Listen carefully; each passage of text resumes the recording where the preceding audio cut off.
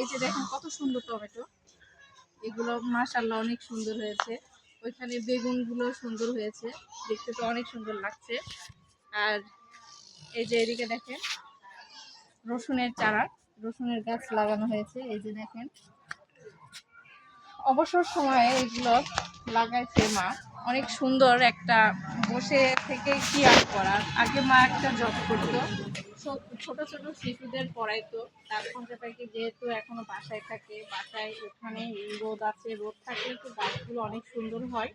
এবং দেখেন কত সুন্দর এই গাছগুলো হয়েছে। ওইখানেও একটা বেগুন গাছ মাশাআল্লাহ, এখানেও হয়েছে।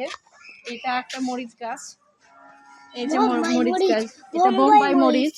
এই যে আমার ছোট মেয়েটা বলে দিচ্ছে বোম্বাই মরিচ। আর এই যে দেখেন বেগুনটা একটা বের হয়েছে, কতটা সুন্দর লাগছে।